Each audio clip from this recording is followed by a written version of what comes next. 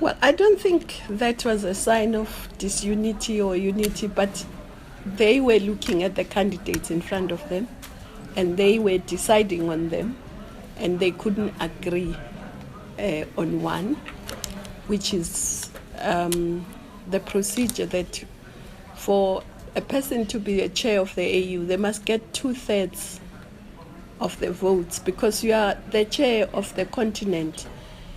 So you must have a general agreement from the continent, because you are going to be working with all the regions. So you can't be elected by 2 regions. So 2/3 gives a good idea that you are acceptable on the continent by all the, not all, but by the majority. So if they don't agree, it doesn't mean that they are disunited. It just means they can't see a candidate at that point in time that they can give their 2/3 majority to. And they are going to try again in January. 3 more candidates have joined, so they have 6 candidates to look at. So we hope that this time they may find a candidate that they can give 2/3 to. There is Agenda 2063. There is that first 10-year plan. The statisticians general have met. They've said what the indicators are that will be used to monitor and evaluate. So I think the general priorities are there. Of course, some of the priorities have to be achieved earlier than others, including silencing the guns.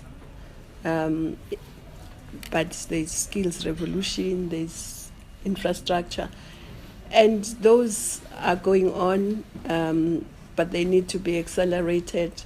So I think it would help the continent if whoever comes continues on what has been agreed upon. And the concentration must be on implementation.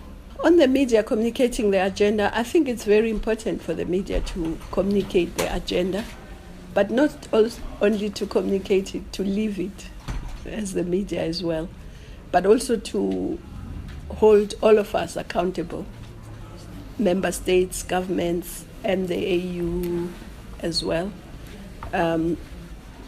Because it's all our agenda. So it's very important. That's why we've taken the trouble to try and reach out. But also I want to thank the editors forum, African Editors Forum, because they also have been reaching out to us. So it's a mutual effort. I believe that the media should be free. That's my belief, that media should be free. People should be able to interact. But of course, people should also interact in a responsible manner, not to subvert the state or plan war or do anything like that. But I also think it's not right to ban factories and places where people are employed. Equally, I think it's important for the state to open up space for people to express their views. So that's all I can say, but I can't be an activist on the ground.